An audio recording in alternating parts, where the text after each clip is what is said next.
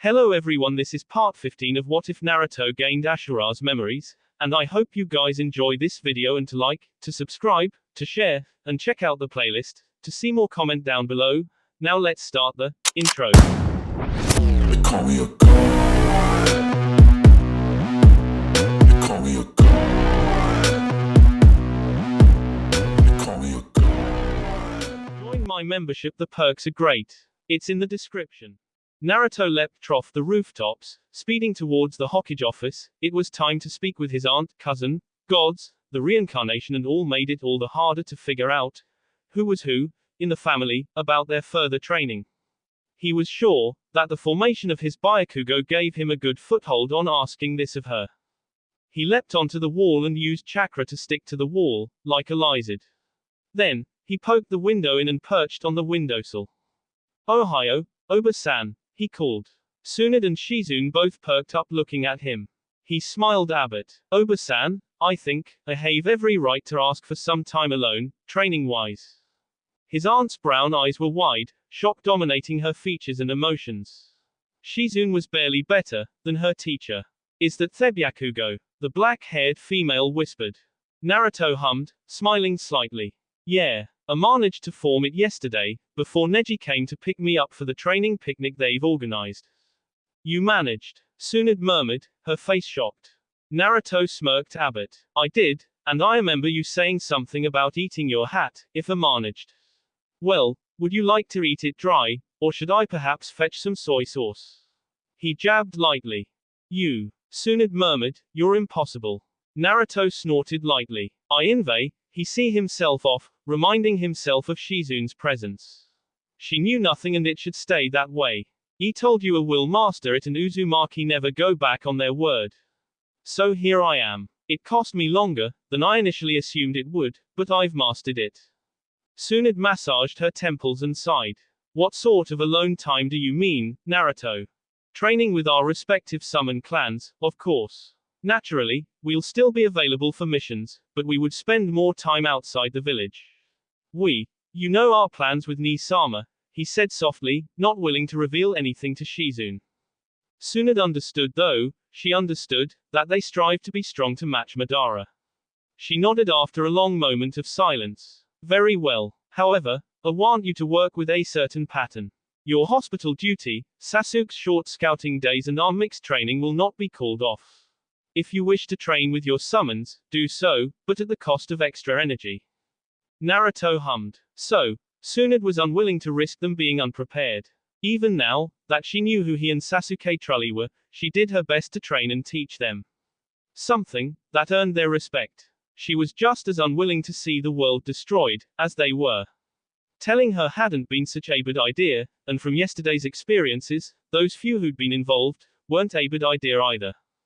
Hiashi and Shikaku had subtly started preparing their clans for war and the other clans responded in a similar manner, all too subconsciously.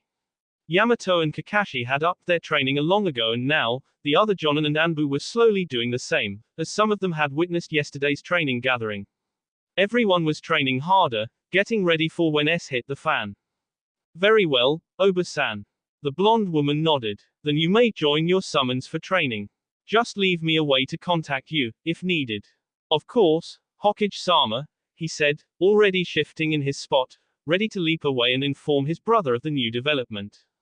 Sasuke watched with a smile, as Itachi dressed in full Jonin uniform, Konoha headband firmly secured around his forehead, walked into the backyard, the generic Anbu tanto he'd grown fond of strapped on his hip. Today's your first day as official Jonin of Konoha again, is it not? He asked his brother. Itachi nodded with a pleased smile. Yes, Alter, I will be staying mostly in the village for the first week, as I still have some of the medicine and Tsunade-sama wants to make sure I reach full recovery, before she sends me on the field again. Sasuke huffed softly, pleased with the words. Good to hear. Itachi arched an eyebrow. And what are you two planning, for the time being? Ototo's just gone to speak with Tsunade-sensei about it. We want to train with our respective summon clans. Collaboration and further developing our existing abilities. I will have to remaster Susanoo again, by the way. I'll help you develop your Susanoo, after we switch eyes. I know how the ability works, Itachi murmured quietly. Sasuke arched an eyebrow. Have you formed a complete Susanoo? Or have you seen one in action? Itachi huffed. I only managed to bring up the skeletal form. And Shisui's Susanoo was incomplete, so no, I haven't seen a perfect Susanoo before, came the reluctant reply. Sasuke smirked. See, Houston. And it completed that thing in one go for the first time round. Admittedly, it ruined the celebrations, but still. It's totally unfair comparison, O almighty son of the Sennin. Itachi murmured sarcastically and then peered at him. May I ask what celebrations did you ruin? The one that followed after Oto-sama declared Ashura the heir. It challenged him, just in the middle of the celebrations. I acquired my Mangekyo just a few days before and while I reached the Otsutsuki compound from my hideout. It was enough for me to get a hang of my new Sharingan's abilities. So days later, when interrupted the celebrations, I faced Ashura fully prepared. He huffed, but he already had a portion of Oto-sama's power, having been recognized as the legitimate heir of Ninshu and new head of the Otsutsuki, so I admit, I had harder time than ever before in our fights. Alter, he was mostly trying to shield the clan and the civilians, so it can't really call that one a fight, I think, he murmured, recalling that night. The night, when the moon hung above them in a silver crescent, the sign he'd believed to herald his victory, only for him to be forced to retreat, as Ashura unexpectedly manifested his Mokuton, troughed the connections he shared with those present at the celebration. He unlocked his Mokuton and it was forced to retreat, but by the next time we clashed, I had full control of Susanoo. That couch was interrupted by the Biju, and I burned down our command with the white flames afterwards. He shook his head, trying to clear the tangled, unwanted memories. I see. Itachi murmured, shocked. Sasuke huffed. The point is, I'll teach you later how to use Susanoo and no complaints. It didn't even cross my mind, Indra-sama, his brother jabbed sarcastically. Sasuke opened his mouth to retort, but he was interrupted by Naruto's arrival. His brother had aggron on his face. Sasuke arched an eyebrow. I take it she's agreed. You bet she did, Nii-sama. Naruto said, pleased, of course, we'll have to be ready to be called back for missions, but that's not bad. In fact, being out in the field may give us Akans to try tracking Zetsu. Sasuke nodded, equally pleased. That's just fine, Ototo. The boys stopped in front of the best shop in the village. The sign above the door was modest, but still clear to see, Higurashi weapons, quality and custom-made weaponry. This is the one Kakashi mentioned. Sasuke said, gesturing at the sign. After a brief glance, they walked in, nodding to the few passing civilians, who hurriedly murmured greetings and bowed to them. Soft chime of Abel filled their ears, as they entered.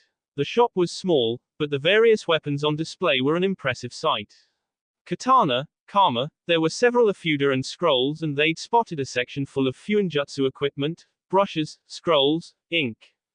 Welcome to Higura. Naruto, Sasuke. A familiar voice called. The boys' eyes snapped towards the voice and they found Tenten standing behind the counter, her face showing slight surprise. They nodded to her in greeting. Good day, Tenten. I didn't know you worked here. Naruto said, as they approached the counter. She smiled. Well, the place is to Sans. I just help out from time to time, between my duties. I love it here, it helps me relax. What brings you here? Naruto reached into one of his scroll holders and placed Asmal's scroll in front of her. We'd ask for custom-made weapons. Tenten reached for the scroll he took out and unfurled it. There, on the scroll were two simple yet elegant and detailed drawings of their weapons of choice, with some extra notes on the side. Tenten blinked at the plans, obviously a little disbelieving. Naruto couldn't decide if it was the way they'd designed the weapons that surprised her or the weapons themselves. Ah, you'd like to, Shakujo? She asked a bit unsure. Not that either of them blamed her for the flattering. Shakujo are an unusual choice of weapon as they were most often used by monks and even by said monks. The staffs were mostly ceremonial, these days. Of course, they could be used for combat, they just, well, they were out of fashion, in a way. Unknown to them, it would be another small thing Tenten would note and the collective shinobi population would add this small thing to the ever-growing things that were so strange about Naruto and Sasuke list. Hi. Sasuke answered simply, from black, lightweight chakra-conducting metal, if possible. Tenten blinked at Sasuke and then nodded. Sure. It can be done, but it will cost extra. Naruto smiled and waved a hand. Money's not an issue for either of us, Tenten. When do you think it might get ready? The brown-haired Kunoichi glanced down at the plans and her eyes turned thoughtful for a second. Around 2 weeks, I'd Uyghur. But, I'm not sure. It really depends on how fast Tasan can get the material. I'll be sure to drop by your home and warn you a few days before they're ready. Will that be okay? Perfect, Sasuke said. A bake mori. Sasuke barely resisted the urge to cough, as the summoning smoke faded, along with the stomach-churning feeling of reserve summoning. He glanced around and found himself surrounded by massive trees, the light just barely breaking through the thick greenery, mist lingering near the ground, giving an eerie feeling to the entire place. Speak about fitting names. He could barely recall the few times he'd visited his summon's home realm. There were 2 times, perhaps. Both times to train and to keep any chance of his brother seeking him out to the minimum, before their final clash, the clash that had claimed their lives and started the cycle. He shifted his Sharingan, as he sensed someone approaching his location. Just a minute later a massive, black-furred wolf was staring at him. He relaxed and allowed a little smile to grace his lips, upon setting his gaze on his familiar. Hello, Kajutsume, he greeted pleasantly, slowly approaching his partner. The great summon bowed his head. Indra-sama, surprised to find you here, but a pleasant one. Sasuke hummed and gently buried a hand in his summon's thick, black fur.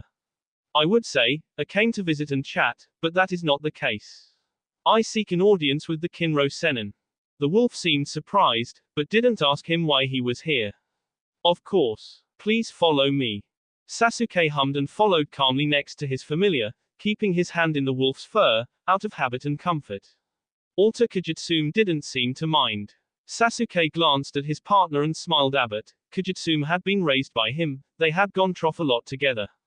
Other than the Sennin and the clan head themselves, perhaps Kajutsume was the oldest of the wolves. Not that it could be seen or felt. He could still fight just as well as before, his very presence told that much to Sasuke. The pack all stopped and stared, the older members, who had been pups at the time, recognizing his chakra and staring with wide eyes, before they all bowed in a haste. After all, he was their first and true summoner, and for all they knew, he had defied the Shinigami, as befitting an Otsutsuki, to walk the planet once more.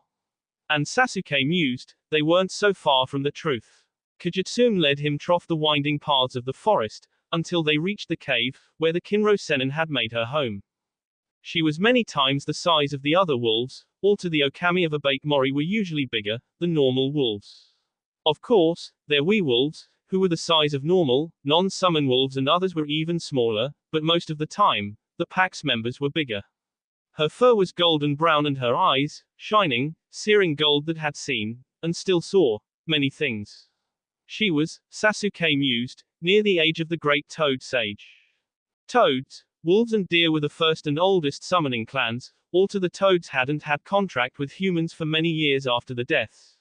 The toads had merely been friends of their father, and Sasuke suspected, perhaps the meddlesome amphibian had something to do with his choice of heir, and it had been the wolves and deer, who had given the contracts first to himself and Ashura respectively, and their feud with his brother had merely further fueled the already naturally present distrust, animosity between the two clans. As Kajutsume stopped, Sasuke dipped his head. The good thing about being the son, or currently, reincarnated son, of the fabled Rikido Sennin, that the summons respected him as much as he respected them, and the hierarchy, so to say, was different as a result. Greetings, Ue Dono. The she-wolf shifted, her piercing gaze finding him in a second. That chakra. Do my senses deceive me in old age, or is it Tetsuki no Eurasia standing next to you, Kajutsume? It is me. Sasuke answered calmly. It is you, yet it is not, Indra. Your chakra and presence feel the same, yet you appear different. And your soul as well, the same, yet it is not. Ue spoke thoughtfully. Sasuke hummed. Reincarnation, or rather the perks of it, when you remember something you were not supposed to. I am as much Otsutsuki Indra as I am Uchiha Sasuke. And what brings you back to our humble forest, Indra, son of Hagoromo? Sasuke took a deep breath. They're a foolish shinobi, who wished to break the seal that had entrapped Oba-sama. After so long, myself and Ashura had come to see eye to eye, and now, we would like to stop those fools from bringing about the destruction of the world Oto-sama and Oji-sama loved so much. I came here to ask for your advice, as well as to ask you and your kin to help me regain my former prowess. Only myself and Ashura stand between the destruction of the world, as we know it today. The great wolf was silent for a moment and then she huffed. So, the breaking of the seal is why I had seen the moon be in my last vision, she mused, tone strained and dark. You are welcome to stay as long as you wish, Indra-sama. Me and mine will seek to aid your quest. Most gracious of you, Ue-sama. Sasuke sighed in relief. His training was secured with the clan, one step closer to regaining his power. Perhaps, just perhaps, they would not fail, as both him and Naruto had dreamt of many times, seeing rivers of B and the sinister red moon of Mugen Tsukuyomi, only to wake from the horrid pictures amidst sweat and screams. Perhaps this time they had actions to do, what their father had wished of them the first time around.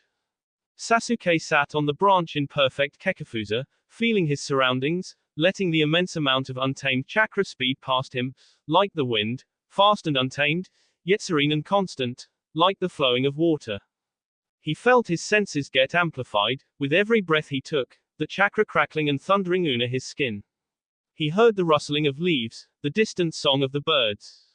Indra, the sharp, worried, warning tone of Kajutsume, snapped him out of the peaceful state of meditation, and as his eyes snapped open, he felt the energies flee his body, like water tickling trough asif. As the energy left him, he groaned Abbott, frowning. Careful. Natural energy is far trickier, the normal chakra. The Sharingan user grunted and stood up, jumping onto the forest floor. I noticed. I still can't stand more than the minimal amount of it in my body, to temporarily boost my jutsu or senses. How Ashura can gather so much and have it coursing trough his body all the time, I won't ever understand. He may have an easier time, due to his Mokuton, the wolf supplied, walking up to him to support him, as he staggered from momentary loss of balance. Nature energy was tricky. If handled inaccurately, small amount would cause loss of perception, dizziness and pain. Big amount handled inaccurately and the individual would turn to stone. Not a pleasant experience, he supposed. Hi, I suppose so, he agreed, leaning on his partner, as Kajutsume led him back towards the pack's resting place. He loved Konoha, but spending a few days here in the forest was also nice. It was calm and close to nature. Silent. He wasn't as close to nature as his brother, but as a practitioner of ninju, who understood balance, he was closer to it than most shinobi these days. Perhaps even some human sages, because despite learning to take in and circulate natural energy, not everyone understand the concepts behind those teachings, and so they gain heightened abilities without properly understanding them. Come, eat something and rest Abbott. We may continue afterwards with Inton and Yoten. A wild Uyghur, you can handle the other 5 on your own. Considering your skills. Sasuke smiled. Yes, water I prefer lightning and fire. Wind if a must. Water and earth are for Ashura, I leave that to him. We work together well enough, that our differing abilities cover the other's shortcomings. Kajutsume gave him a curious look, but didn't comment. Hoshizora Tani. Naruto sat with the clan's elders, brushing up on his knowledge of herbs and the medicines that could be made of them. It was good for his memory, and some of the deer could even show him medicines that had escaped his attention before. But he wasn't just studying herbs and their effects. In the morning, the elders asked him to gather natural energy, and now he was to go on with his day of training, circulating that energy in his body, which was, of course, a bigger amount than what his body usually harbored, due to Mokuton. It needed a lot of concentration to keep the energy flowing in a way that would not hinder or, in worst case, turn him into stone. Since he was mostly familiar with the workings of senjutsu, and he just needed to remaster it, in a way, the elders had gotten creative in helping him achieve it. And while he loved and respected the deer clan, he felt like strangling the elders. His body was resisting the nature chakra a bit more than before, due to Kurama's presence. Which made it harder to gather and circulate the new power, and having to pay attention to an entirely different task was exhausting. Of course, he knew this was for the best. His summons just wanted him to be entirely subconscious about using nature chakra, without it messing with his seal or turning his body to stone. If he managed to use it subconsciously in his daily tasks, it would be easier in a fight, where he could not think about gathering and circulating the energy, because he had to pay attention to his opponents. It was not an easy thing, but the soft pulsing of his great uncle's necklace was excellent reassurance that he was managing to keep the balance so far. He was grateful that Sunad had given it to him, and not only because the crystal augmented his abilities, which he told her, but because it made him feel closer to his D family. He understood the balance of nature and the laws of Ninshu, however, he had grown up an orphan, despite his past life's memories. He missed his family. The crystal made him feel closer, it linked him to the Senju he had never truly known, and it eased his mind. Asura-sama. Asura-sama. Naruto whirled around, his violet eyes zeroing on the youngling, who was running towards him with clattering hooves. He winced a bit, as he lost focus and the natural energy fled his body, leaving behind a dull ache and stiff limbs. Ouch. He really needed to master Senjutsu again. It was so bad, that one of his favorite things was an enemy. Right now, the power just barely sharpened his senses and sensory. It was, instead, just making his body feel like stone. The elders glared at the youngling, but Naruto waved them off and looked at the small, dark brown deer. What is it? There was a message from Konoha. The deer said, a slug brought it and she said it was important, she said, offering the small scroll. Naruto smiled and his hand brushed against her fur in thanks, as he took the scroll. He unfurled it and was met with the hurried writing of his sensei. Naruto, there's trouble in Kiri. There are some, who asked for our help. Since the Jinchuriki of Sanbi and Rokubi are both natives of Kiri, I thought you and Sasuke should be the ones to go with Asmal team. This trouble directly involves the Yondai mizukage, Karatachi Yagura. Yagura is the host of the Isha game, if my memories are correct. Hurry back, if you can. Sunad. Naruto huffed and furled the paper up again. Is there a way to deliver this to the wolves of Abake Mori? Indrani-sama is staying with them at the moment and he should see this. It's important, he said urgently. The deer shared a few unsure glances, before they nodded. Maybe Shirotsuno could deliver it. Kagetsume knows him and he's one of the fastest from our clan, as well. Naruto hummed. Sounds nice. He turned to the youngling, who brought the message. Thank you for bringing this to me. Could you please find Shirotsuno and tell him to deliver this to Kagetsume or Indra? The little deer looked frightened for a moment at the mention of the wolves, but then she nodded. Oh, of course, Asura-sama. She took the scroll back from him and dashed away to find his partner. Naruto sighed, looking at the elders. I would need Araserve summoning to Konoha. As soon as possible, he said seriously. There was a huge plume of smoke in front of the Hokage Tower, and the villagers, who were nearby, all stopped, surprised and wary. The shinobi even took out weapons and took fighting stances, expecting the worst. As the smoke faded, it revealed a gray-brown deer buck with dark, orange-brown antlers, with Ashinobi standing beside it, him. Ashinobi everyone recognized as Senju Uzumaki Naruto. Arigato, Chaiza. Naruto said, I hope the message reaches my brother soon. You may return home. The summon dipped his head. My pleasure, Senju-sama. With those words, the deer disappeared in another plume of somki. As it faded, Naruto noticed the people staring, some of them even ready for a fight. Oh, come on, don't tell me you hadn't seen summons before. Or a summoner using Gyaku Kuchiyos, he murmured, before leaping up onto the tower, to run up the wall. He liked Midori-san, but the woman liked chatting and he was in no mood for such things. He reached the office soon enough and to his relief, the window was open. He leapt into the office, to land in front of the desk. Oba-san. Sunad huffed a bit at his way of entrance, but nodded. Glad to see you come so soon, Naruto. When is Sasuke? Her question was short, as a plume of smoke appeared, to reveal an albino wolf, his brother standing right next to the summon. Sunad jumped a bit at the sight, but then sighed. Sage have mercy. Don't do that, Sasuke. His brother chuckled. You said it was urgent, sensei, so no complaints about my way of transportation, he said, turning to the wolf. Thank you for your aid, Yurei. I may visit in the near future. The wolf gave a soft growl. My pleasure, Uchiha-sama, and with that, the carnivore was gone as well. So, what's the matter? Naruto asked, arching an eyebrow. As you know, Yagura sparked the bloodline wars in Kiri. Sunad stated. The rebels asked for our help, as they suspect Yagura to be influenced by someone. They don't know who, but they can't deal with Yagura and the unknown shinobi at once. So they asked for our help to reveal the unknown man and to depose Yagura. Naruto grunted, eyes narrowing a bit. I sincerely hope they mean to remove him from his office, him, or I swear on the Rikado, I'll impale someone with a sashi toge, before they can even touch him. I don't think they would him. They're aware of his status, as Jinchuriki, and they know that Biju get free, if their hosts D.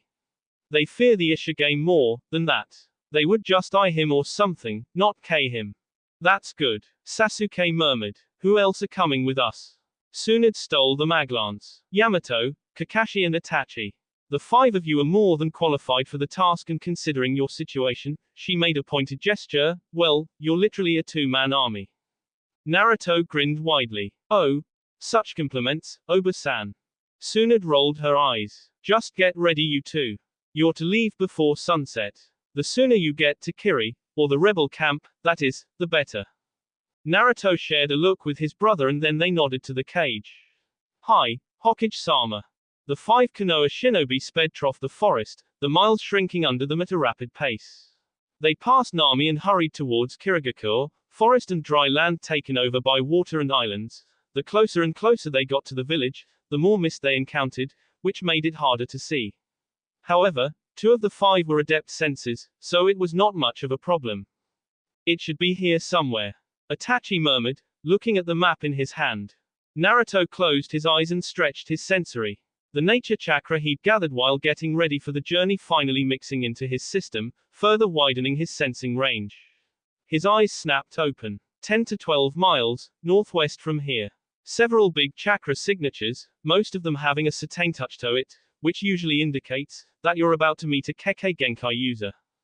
I thought your sensing range was 8 miles at best. Kakashi asked with an arched eyebrow. Naruto smiled. We were training with our summons, as you know. I come from their realm and had Akans to gather nature energy in a calm environment. Now I released it and it amplifies my already sharp senses, while also strengthening my body and chakra. The point is, we have to go northwest. Kakashi shook his head. I'll never get used to the amount of things you know, or how fast you progress. It makes geniuses, like Minato-sensei, look like babies. Or geniuses like you. Sasuke smirked, as he leapt forth. Naruto chuckled and followed after his brother. Behind them, Kakashi grunted, while Yamato and Itachi snickered at his misfortune. As they entered the rebel encampment, Naruto felt the many eyes on them. They stood out in the crowd, like a sore thumb. Kiri shinobi, and the natives of Mizu no Kuni in general, had their own traditions in clothing, and those traditions differed greatly from Konoha and Hai no Kunis. So, their clothes alone were the giveaway. If not their clothing, then their headbands, all of theirs clearly visible. Yamato, Kakashi and Itachi carried theirs on their heads. Himself and Sasuke wore theirs loosely tied around their necks. He started to carry his in that way, after he formed his Byakugo. Halt! Who are you and what do you want here? A man in Kirijonan attire asked, his grey eyes flickering to their headbands. Naruto felt nervousness spike in him, although his face remained stern.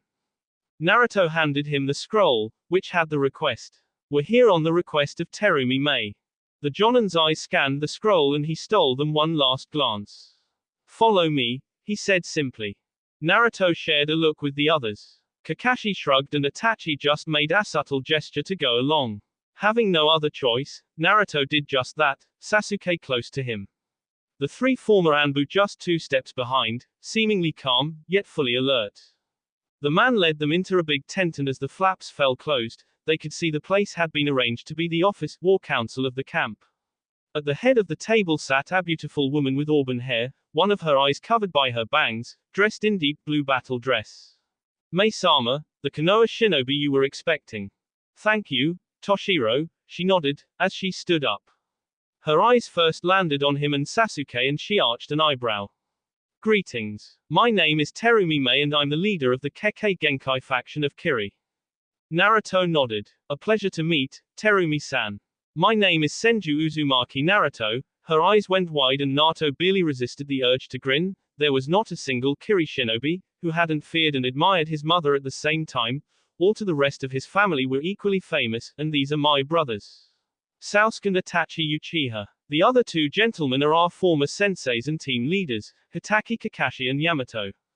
Mei blinked owlishly, obviously fighting some sort of violent reaction, either at the names spoken or the way he'd introduced Sasuke and Itachi. Now look at her Ototo. You completely confused her. Chided Sasuke mentally, trough their link. Alter Naruto could tell he was laughing at her expression on the inside. Naruto rolled his eyes at his brother and caught Itachi's gaze in the process. The older Uchiha seemed somewhat taken aback at the bold introduction. Sure, they were like family now, but he had never outright called Itachi his brother in front of others, only Sasuke. He guessed the sudden gesture surprised Itachi, which he counted as a victory. The Anbu training held strongly in Itachi and it was sometimes hard to detect his emotions. Welcome. Mei spoke, finally getting a grip of herself. I'm honored that the Hokage sent not only the best of her men, but one of her own as well. Naruto hummed. It's only natural. Of course, in exchange for aiding you, Konoha would expect a trade agreement and an alliance, once you are mizukage, Terumi-san. Mei nodded. That's natural, Senju-san. Now, I think we have some strategies to discuss. Naruto and Sasuke were in the very front of the army of Kekkei Genkai users, although they could tell that neither of the family members were happy about that. However, they were the heavy hitters in the army, even if no one among the Kiri shinobi knew that. Alter, the declaration that they will be in the front to give way for the army did earn the respect of the foreign shinobi. That, they supposed, was a good thing. They could see the enemy in the distance, coming closer and closer. Naruto looked at the Kiri shinobi behind him. This is going to be explosive. Do not, I repeat, do not charge, until my brother's flames burn, or you charge into a very early and painful grave. The woman, her chakra felt chilly, was she perhaps a Hyoten user or just a master of Suten, nodded in understanding. I'll pass the message to the others. Naruto looked at Sasuke and his brother smirked, his Sharingan spinning wildly. Ixo, Ototo. And they leapt forwards. He formed the long sequence of seals, his chakra blazing brightly, tainted with green and faint traces of gold. Mokuton, Yuki, Abanamori. He exclaimed. Wood release, oil tree, forest of thorns. The ground rumbled, as his chakra sunk into it, to mix the elements needed and small thorns appeared out of the ground, growing bigger and bigger, the closer they appeared to the enemy. Massive thorns grew all around the enemy shinobi, some of them trapped by the thorns alone, as Kakashi had been so long ago on the training ground. Sasuke's own chakra blazed visibly, the air around him vibrating with searing heat. Naruto heard his whisper and he felt the shift in Sasuke's chakra. Ninshu, Shiroi Hono. Shinobi Creed, white flames, he murmured, his voice like cold, deadly wind. As he looked at his brother, he saw the released chakra itself turn into the searing, white fire.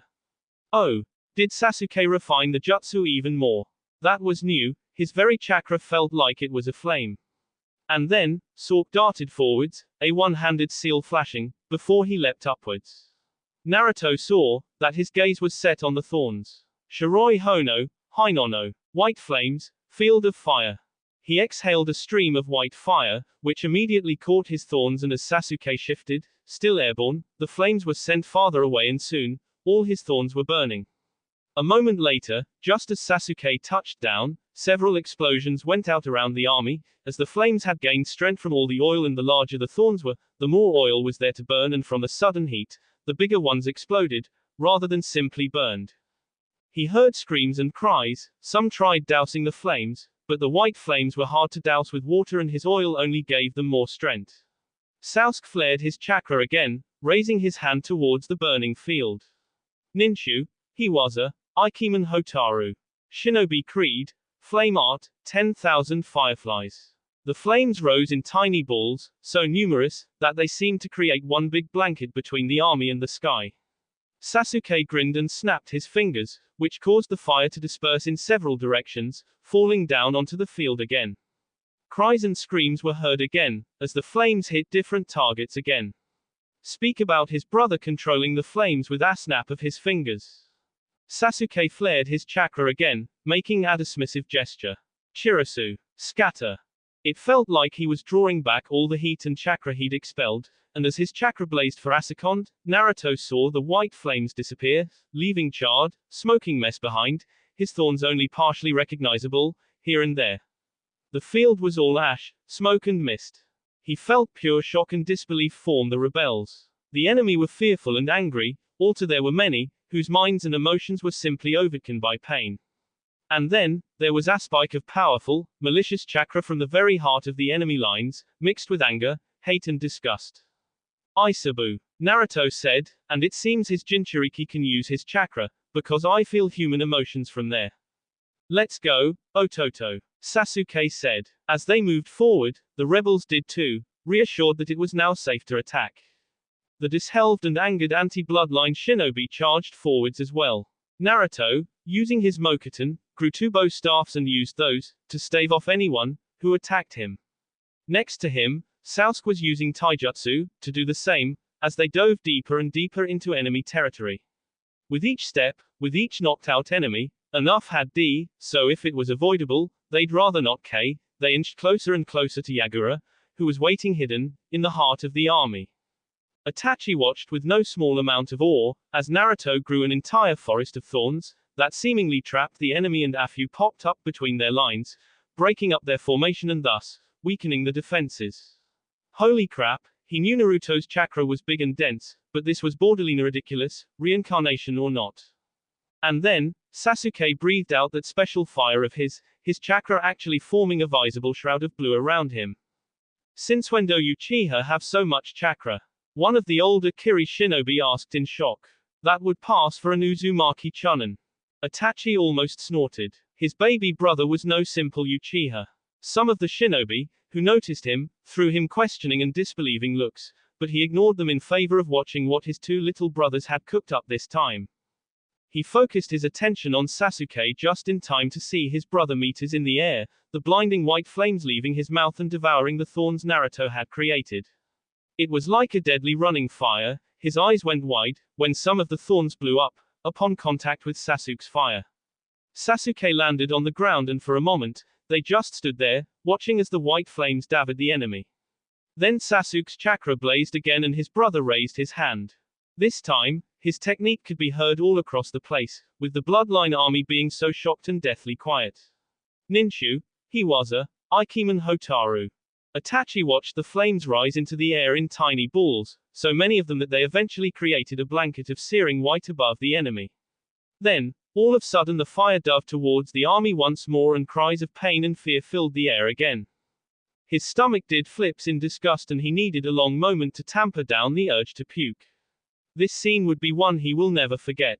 Suddenly, the flames were gone and his little brothers leapt at the enemy. This was the sign. Move, he barked, drawing his tanto, channeling wind chakra troph it. As he moved forth, he felt a powerful, dark chakra spike from the heart of the enemy lines and it felt akin to the Kyuubi, so many years ago, if only weaker. He saw his little brothers move towards it, without hesitation. Probably Yagura, if Hokage-sama's account is correct. I hope they'll be alright, he thought. But he had no time to worry about his little brothers, as soon enough the enemy were right there, swords and other bladed weapons drawn, their eyes full of hate and despair. Itachi hated that look. A man approached him and swiped at his head with the Nodaki. Itachi ducked under the swipe, delivering his own, but the man's blade locked with his. Then, their eyes met. Uchiha. Itachi hummed, his genjutsu already taking effect. Helikedbing and Uchiha. Sometimes, the hypnotic abilities of the Sharingan really came in handy. Something he would have to thank Sasuke for, or perhaps the Sennin. Kakashi had no idea where the rest of his team had disappeared off to. He'd seen Naruto and Sasuke head straight for that powerful signature, that had felt all too familiar. Perhaps a Jinchuriki was in vicinity. Good thing Naruto had the Mokuton. Alter, he supposed, Sasuke's Sharingan did the trick too. He had no doubt his Uchiha student, or Washino the teacher, had more than enough skill and power to control, subdue a Biju, like Uchiha Madara had done, decades ago. He cursed and stepped aside, as the enemy Nin attacked him. Alright, no wondering about his cute pseudo little brothers. They had hour to win. He was so going to ask for a raise, when they got back. He smiled under his mask and did a few hand seals, careful to keep his chakra balanced, just as Naruto had shown him. Here, now in the thick, misty fields of Kiri, he could do what his student was capable of anywhere. Here, with the teachings of Ninshu in mind, he could be, if only for a moment, considered a master of Suten. Hey, that would Beffen, listening to the disbelieving and fearful rumors, that copycat Kakashi was seen using Suten akin to a certain Hokage. Suten, Mizu no Kemono. Water release, water beast. His chakra spiked, whirling and flowing with the mist around him, and he drew it closer, willing it to take shape, while keeping a clear head. The water formed in small droplets, until it was a geek glob, which then formed into something dog-like. The Kiri shinobi's eyes went wide with shock. How? Only your Nadaime.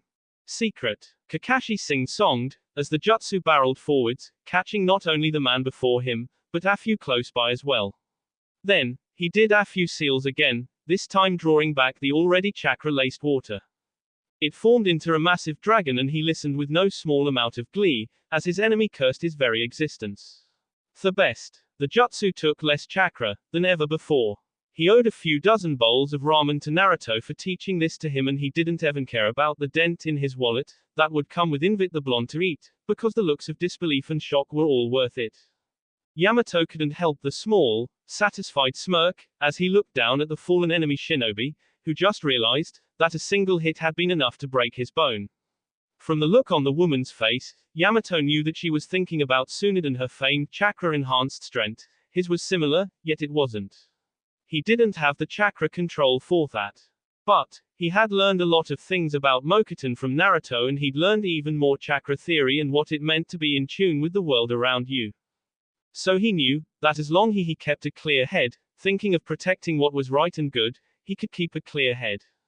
Apparently, Mokuton was somehow tied to positive emotions, just as the Sharingan was tied to intense, mostly negative, ones. So, using Mokuton chakra, which was denser than normal one, he could achieve what Naruto and Tsunade did with normal chakra. Coating his fists with Mokuton chakra, he could deliver the deadly strikes for which several Senju had been, and were, famous for. He bent down and knocked her out with a chop to the neck, before she could react. The less they the better. These shinobi, after all, were not at fault for believing their Kage's words.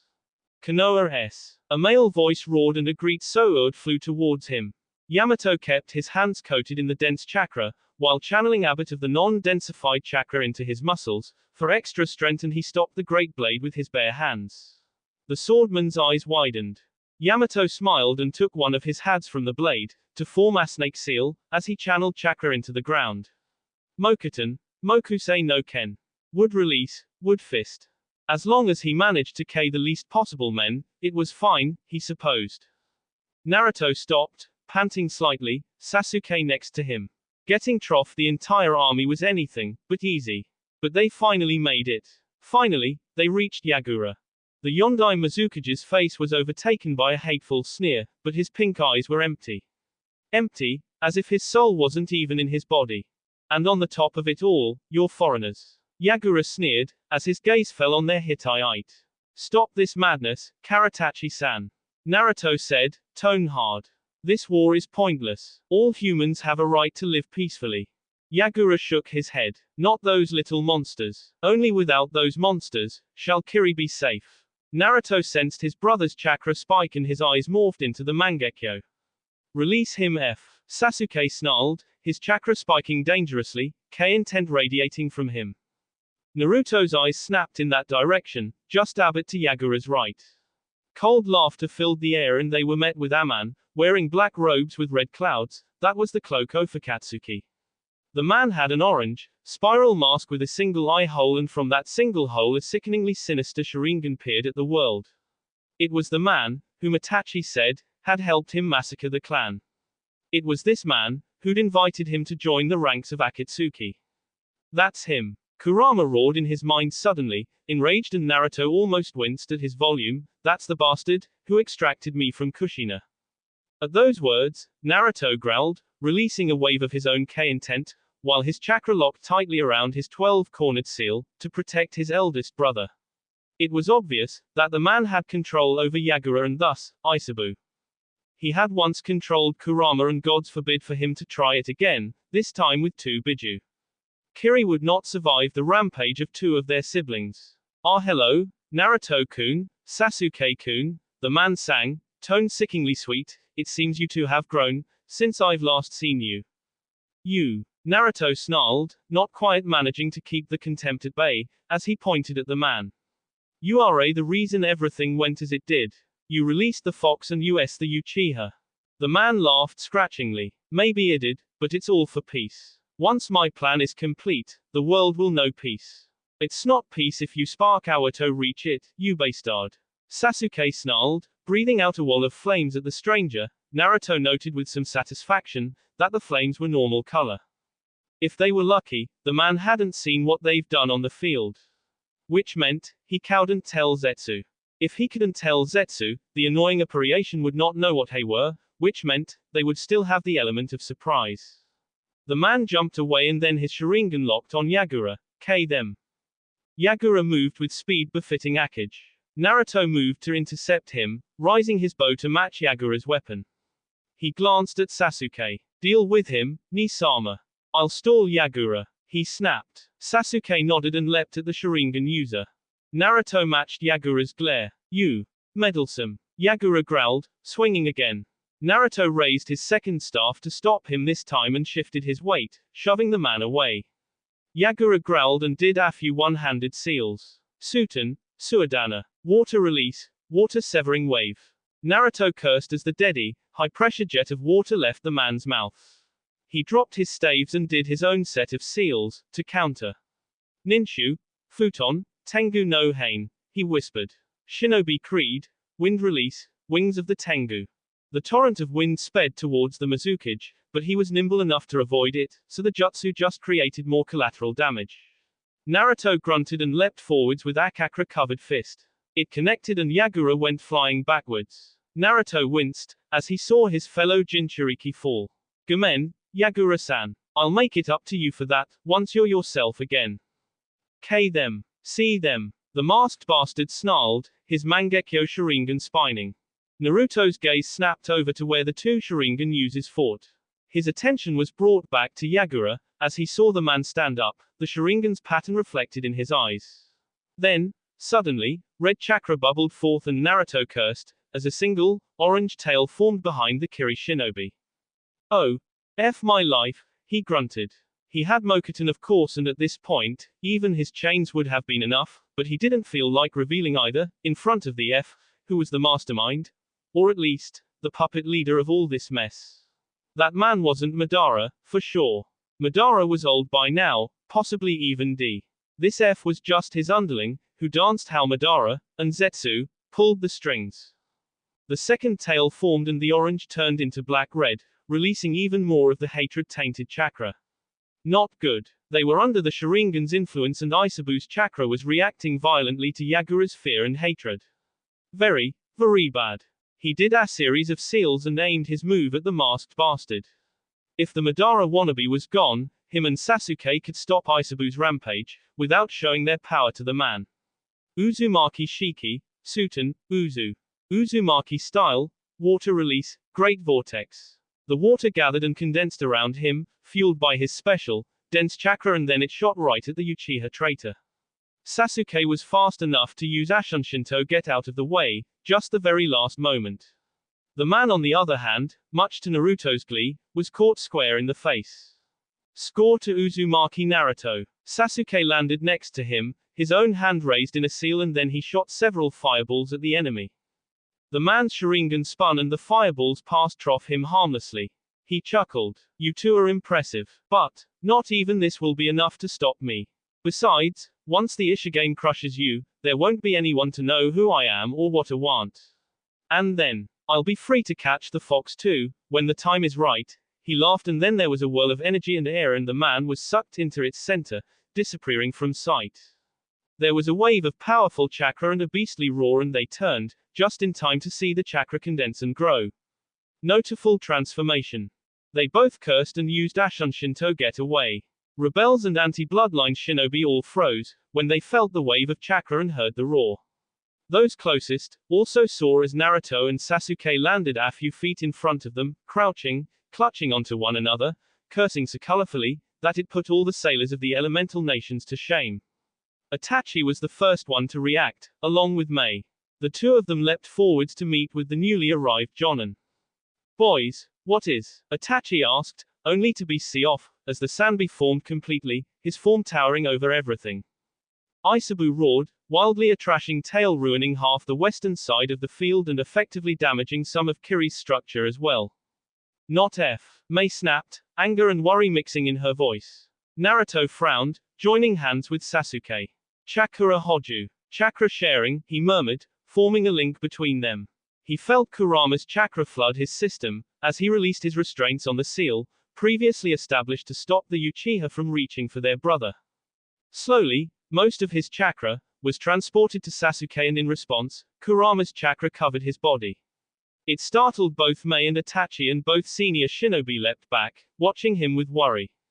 Naruto stopped at 5 tails, knowing it would be more than enough to deal with their turtle brother. Ni-sama. I'll hold him down. You break the masked F genjutsu over, if you must. Naruto said, his voice deeper, mixing with Kurama's. We have to stop him, before he gets the idea to charge a Bijudama. We can't stop that. Sasuke blinked, trying to get his bearings. Alright. Do it, Ototo. Naruto grinned, his enlonged, fang-like teeth flashing, as golden chakra chains appeared from his back. A few dug into the earth and others shot straight into the air. Uzumaki Haiden, Kongo Fuser. Uzumaki secret tradition, adamantine sealing chains, the thick, golden chains wrapped around Isabu's feet, his neck and his tails. Their brother trashed wildly in his bonds, but Naruto held his ground and he felt Kurama channeling more chakra. The red energy rushed along the chains and as it reached Isabu, the turtle roared again. Naruto yanked at the chains forcing Isabu to stagger a bit, which ruined more of the environment. Sasuke leapt into the air then, his Sharingan ablaze. Kojin, Susanoo. Origin, he with the ability to help by all means. The purple, Tengu-like chakra avatar manifested in one swift moment, going trough all its stages so fast, that they could be barely seen. Behind him, Itachi choked. F my life. If it weren't such a serious situation, Naruto would have laughed. Sasuke grunted, as he felt the drain the complete body Susanoo meant on his reserves. Not good. Isabu roared as he saw him and Sasuke knew this would be a mess. If they managed to get these two to join him, it would equal a miracle. His Sharingan landed on his brother's gaze and his chakra rippled O Sharingan, Biju Ayatsu. Kaleidoscope copy wheel eye, tailed beast Kurshin. Isabu froze and Sasuke used that moment to move forwards with Susanoo. It was just a question of a little shape manipulation and good timing and his avatar fell apart, only to reform, this time encasing his three-tailed brother. As the last piece of the armor fell into place, he saw Naruto untangle his chains. Then, he closed his eyes. Naruto sighed, as the armor clamped down on Isabu. He untangled his chains and then with a wave of his hand, they shattered and dissolved. He hoped Sasuke had enough chakra to pull this off, otherwise they were as good as D. What the F is he doing? Someone called from the crowd. By now, all fighting had ceased and everyone was staring at Isabu. Naruto glanced at the direction of the voice. He's doing what Uchiha Madara had done, so long ago. Subduing a Biju, he stated simply. The words were loud and sharp and several eyes landed on him, all a different level of shocked and disbelieving. The whispers passed over the crowd, like chilling wind. However, it was Itachi whose gaze was hardest on his back. Just how powerful are you two? The older Uchiha whispered, shock flickering trough his features. Naruto guessed, he hadn't expected Sasuke to know a technique, or to be willing to use one, which was meant to control their non-human siblings. He gave the Uchiha a soft smile. Powerful enough to deal with this and that's enough for you to know, Ni-san. His eyes turned back to the motionless Isabu. He knew, that the moment Susanoo fell away, he would have to re-establish Yagura's seal. He huffed, pulling out his sealing kit, best start working, while he had the chance. Yagura blinked, when he landed in the watery sewer of his seal. He looked confusedly up at his partner. Sanbi. W. What happened? The great turtle huffed. A masked Sharingan user controlled you. It was terrible and B, and I could do nothing, but watch. I'm surprised he hadn't tried ruining the seal and use me. Yagura's B ran cold. No. No, he couldn't have been controlled. What had he done? You did a lot of things, Karatachi-san, came a new, unknown voice, however, neither of those things are irreparable. Now that the man is gone, you may be able to take steps towards wiping away the moniker your village had gained. How are you? Yagura called anger and fear coaling in his gut. It was a male voice, all too different from the one he had heard once, distantly, so long ago. How long had he been under the genjutsu's effect? A man? No, a teen melted out from the shadows, wearing shinobi gear, a Konoha headband tied loosely around his neck. He had long black-blue hair, tied back in a small ponytail at the nape of his neck, 2 strands of his hair wrapped with white tape, and there was bluish-purple paint under his eyes. His eyes, that were red, spinning with a 6-pointed star-like pattern. Indra. Yagura was surprised, when he heard his partner's sharp tone. It was shocked and angry at the same time. The Uchiha's gaze landed on Sanbi. Is this how you greet me after so long, Ni-sama? I've just freed your Jinchuriki from the clutches of Amidman. Yagura felt Ashura run down his spine, at the Uchiha's chilly tone. And, why would a human call the Sanbi their brother? A madman, who shares your... Sanbi countered coldly. You surely have a hand in this. You never liked the one to say we had no right for freedom. That we were dangerous. The teen, man, frowned a bit. Then he slowly walked closer to the turtle. He noticed that the chains dissolved, perhaps because Sanbi was free and they were still forced into this strange world, that was like his seal, without said seal holding. And Yagura wanted to tell him to stop, to step away from his parenter. Sanbi had been the only one, who never feared or hated him, the one who was always willing to speak with him and treat him normally. He wanted to stop this Indra stranger, but the sheer amount of power radiating from the younger shinobi was overwhelming. Almost crippling. Not even the masked man's presence had felt like this. Just was this Konoha nin. And I regret those words every day, since opening my eyes into this new life. I know that they cannot be forgotten. I can only hope you will one day forgive me, Ni-sama. I've changed now, I finally see the errors of my ways, the Uchiha said softly. This time I'm working with Ototo. We want a better world, for you and for humanity. A better world? Sanbi asked, strange to hear it from you, who had driven a blade trough their own brother's heart, determined to ruin and take everything he cherished. Indra sighed. I know those are words I cannot take back. But I mean what I Ni-sama. I stand with Ashura this time. Anthatman, the man who just controlled Yagura, is none of my responsibility. All the Uchiha are gone, only myself and my brother remain. The other 2, one of whom just left, want destruction. They want to break the seal of the Chibaku Tensei, to revive you know who. At those words, Sanbi drew back, and for the first time since forever, Yagura saw fear on the creature's face. No, they can't. They will, Indra said, tone steely. Thee will tree. Ashura and I are working towards stopping them. Please, Ni-sama, if you value your and your Jinchuriki's lives, if you value Oto-sama's memory, don't let them your host to survive. There was a heavy silence, the air so thick, that Yagura thought, if he raised his hand, he'd be able to see it with a chakra-coated finger. Please Isabu. Indra spoke again. Yagura blinked, confused for a moment. Isabu. His eyes flickered to the great turtle. Was that the Sanbi's name? Did Biju have names? The questions were piling up, just within a few minutes, and there were no answers at all. Sanbi huffed, the released breath rippling the water under their feet, and Yagura watched in shocked awe, as he lowered his head, closer to the Sharingan user. The Uchiha didn't twitch or flinch, as the sharp eye studied him. You mean it all, don't you, Indra? The Uchiha nodded, his voice low, serious and pleading all at once. All of it. Asura-kun. Where is he? He's out there, watching. Waiting. His chains had tied you up, giving me the chance to do what I did. Once I'm gone, he'll be the one redoing your seal, and this time, perhaps a stronger one, to protect both you and Yagura better. So he's here as well. Sanbi, Isabu, spoke. His voice was strangely serene. It made Yagura wonder, was this Ashura parent? The turtle seemed fond of him, if that was possible for a Biju. Indra nodded. Hi. Will you help us, Ni-sama? Isabu looked at him, and Yagura twitched at that, cursing Sanbi in the darkest corner of his mind, for reminding the man of his presence. The powerful eyes landed on him, and Yagura barely suppressed a shiver of dread. I will help, we will help, Indra. Indra smiled widely and dipped his head towards the turtle. Arigato gozaimasu, ni-sama. Again, why was this stranger calling Sanbi his brother? And in such a manner? Who spoke so formally these days? The Uchiha turned to him and smiled. And, to Yagura's shock, it was a kind, welcoming smile. A friendly one. This shinobi didn't fear or hate him, as so many did in Kiri.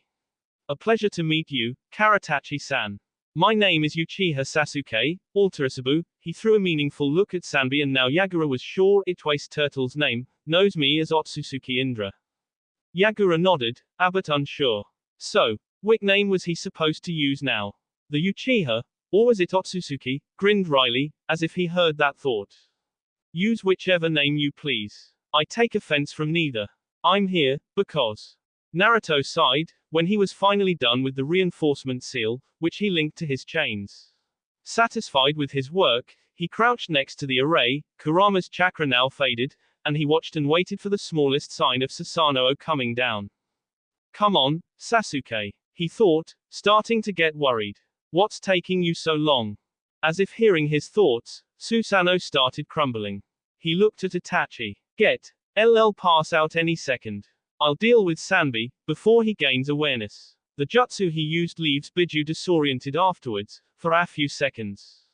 Itachi nodded and disappeared in a fast hunshin. As the last piece of chakra armor fell away, Isabu shook his head, trying to get rid of the genjutsu's effect. Naruto flared his chakra, strong enough to crack the ground under him, which caused Mei to yelp and her eye went wide. Isabu's single eye locked onto him and Naruto smiled sadly. Gomen nasai, ni-sama, he murmured softly, as he did the seals, before he s his hand on the now dried array. Uzumaki Fuinjutsu, Kyoka Fuin. Uzumaki sealing technique, reinforcement seal. The array lit up with blue-gold light and the chakra traveled trough the forming chains now rapidly flying towards Isabu. As it rushed along, the chakra created symbols all across Isabu's body. Naruto felt the drain and he blinked to fight the dizziness. He had more chakra now, than when he changed Kurama's seal, and this one wasn't as powerful, but it didn't mean he was completely alright, after all the fighting they'd just done. Isabu growled, as the symbols glowed. There was a massive plume of smoke and then his brother was gone. He felt his chakra be pressed back, into Yagura's own seal, before it was all gone. The ground burned under his hand and the ink literally caught flame and disappeared. Naruto huffed and slowly stood up, looking at Mei. His seal is stronger than before. You won't have to worry about summiting like this happening. Useless you wants to let the Sanbi out. So, didn't give him a reason to want to do that, he said sternly. Shocked as she was, Mei could only nod. Itachi leapt into the air just in time to catch his falling brother. Then, still airborne, his next move was to perform a quick shunshin, hoping, praying to Tsukuyomi, that the Sanbi had not noticed him. Then, there was a massive roar, and as he landed on the ground, protectively cradling his unconscious brother, he saw the complex ink marks spread across the turtle's body. Just what were his little brothers capable of? Of course, he knew about the whole reincarnation and sons of the sage thing, but still. Their knowledge and power was still mind-blowing. He briefly wondered how shocked someone, who didn't know what he did, was, whenever they saw his little brothers do the seemingly impossible. There was a massive plume of white, summoning smoke, and Itachi couched, as it invaded his senses. He might be healthy now, although Naruto still kept an eye on him, but it didn't mean his lungs appreciated so much smoke. As it slowly disappeared, he saw another falling person. His eyes narrowed. That's probably the Jinchuriki, Yagura. He shifted Sasuke in his lap and did the cross seal to create a shadow clone. The clone leapt into the air, to catch the falling mizukage, and then, it landed on Atri. Then, it leapt down, landing a few feet from him. When he was sure Yagura stood on his own 2 feet, he dispelled the clone. The mizukage's sharp, pink eyes narrowed on him, his eyes flashing, as he noticed Sasuke laying in his lap. How are you? Uchiha Itachi. The pink eyes narrowed even more, if possible, and the man seemed wary, yet he reached towards his back, fingers wrapping around his weapon, and Itachi knew that look. Protective. Yagura was ready to leap at him, since he thought Sasuke in danger. That was another thing he couldn't get used to. That his little brothers called the Biju their siblings, and from the reports, so far, they'd managed to make family out of every single Jinchuriki they crossed paths with. Apparently, Karatachi Yagura was no exception. Release him no, Uchiha. I owe him a lot and I'm really not fond of people who could be a possible threat to my family. Yagura warned and Itachi panicked, just a tiny bit, when he saw the red chakra bubble forth again. No. I won't hurt him, Karatachi-san. The Sennin knows Ashura would toss me over the moon, if it reads something. Not to mention the Kyuubi. Kami knows I didn't want to meet a pissed off protective Kyuubi no Kitsune. The last time I've seen that creature, it tampered over my village and that was enough of an encounter for lifetimes to come, thank you very much. Besides, he's my brother too. Surprise flickered off the man's face. You know who they are. Itachi smiled. Hard not to know, when in love with them. Besides, Indra may be the progenitor of the Uchiha, but Sasuke's my baby brother. The Kiri native still seemed wary, but the tension went out the non-existent window, when Naruto appeared. Indra. Itachi sighed and nodded to the blonde. He's exhausted. Naruto knelt next to him, on Sasuke's other side and quickly checked him over, with glowing green hands. A few minutes later, when he deemed the situation safe, he stood up, nodding towards the mizukage. Greetings, Yondaime. I'm Senju Uzumaki Naruto, though your partner would remember me, as Ashura. The Yondaime nodded, a bit unsure. Ashura-san. Naruto darted closer, calmness personified. May I check your seal? What it did, is a pretty complex one and doing that sort from a distance is always, risky. Just channel a bit of chakra in that area.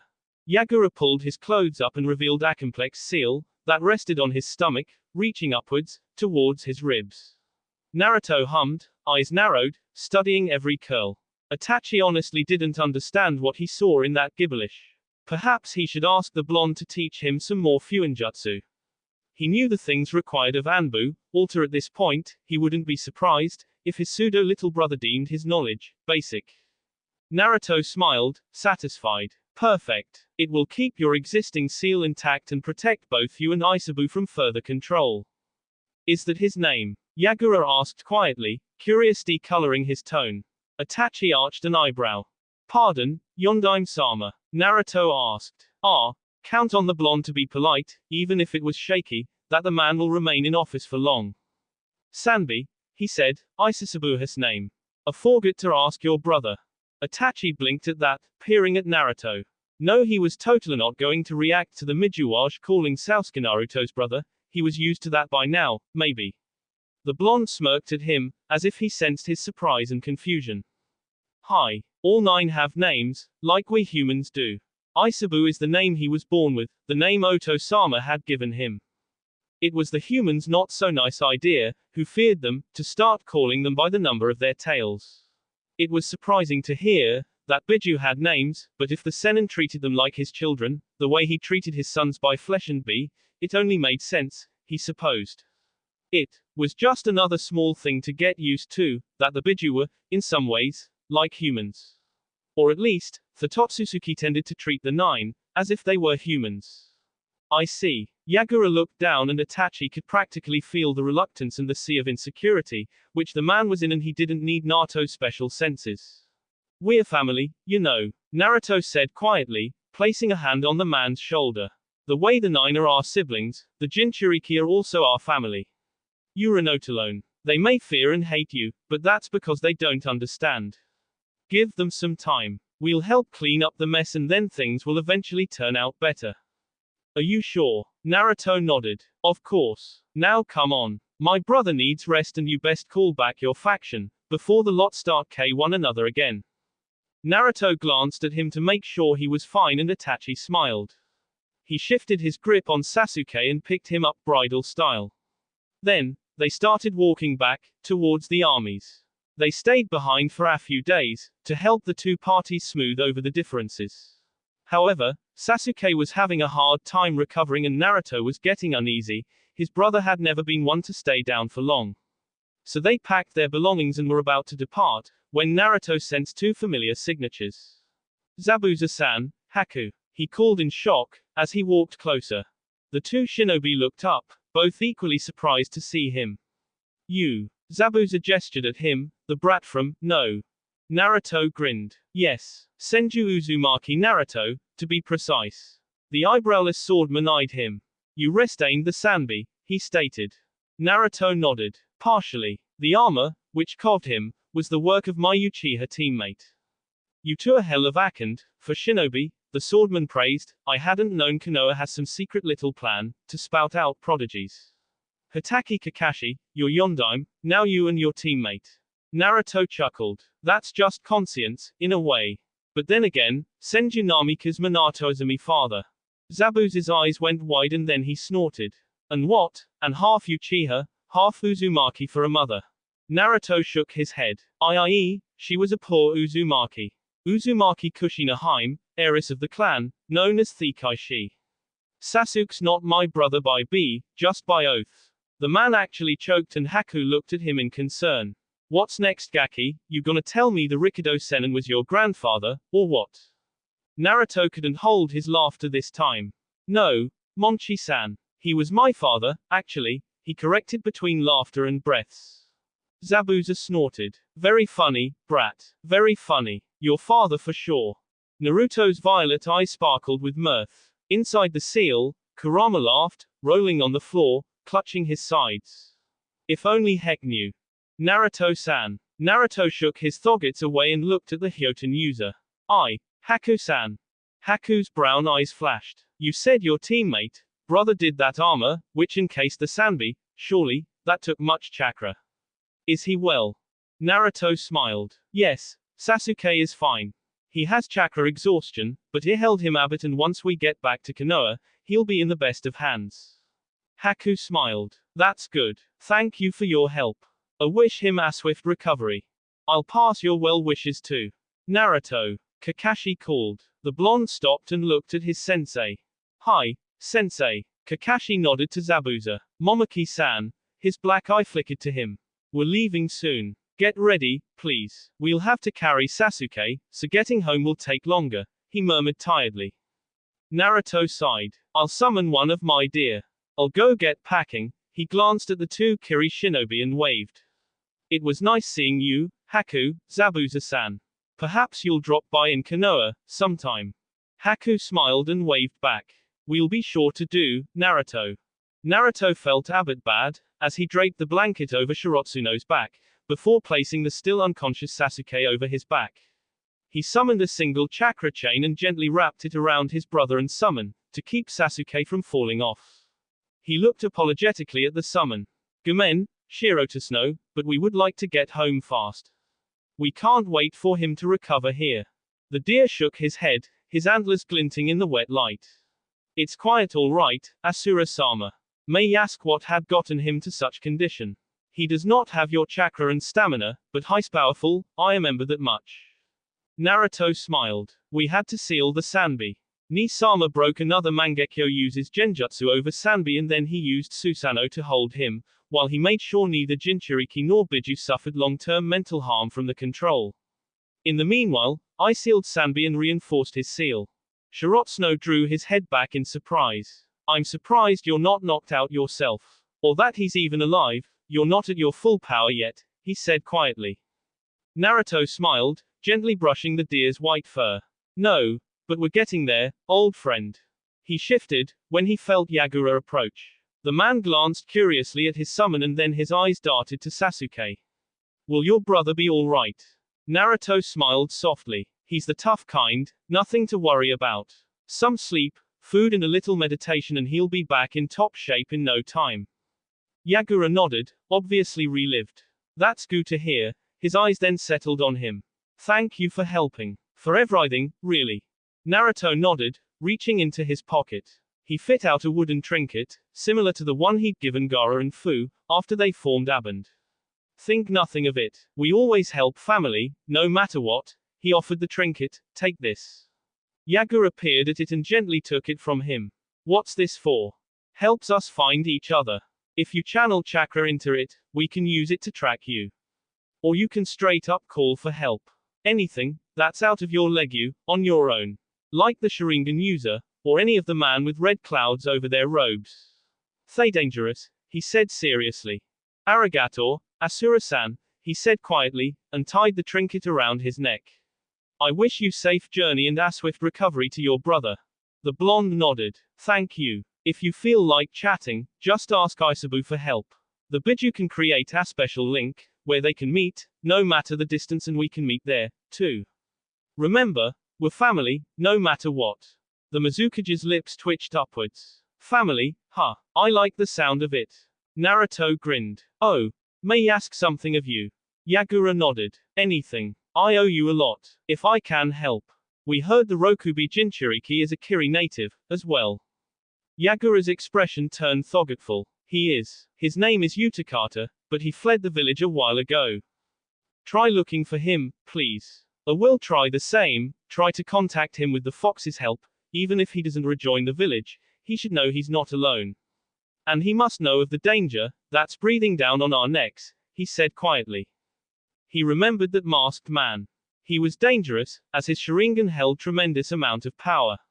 Nowhere near his brother's level, especially not with only one eye, but even the power he had was dangerous. I will try, Yagura said. Hopefully he'll have more luck avoiding the man than I had. Naruto hummed softly, worry coiling tightly in his gut. Hopefully. That will be all for this video. Be sure to like, subscribe, share, and comment down below for more videos. Goodbye.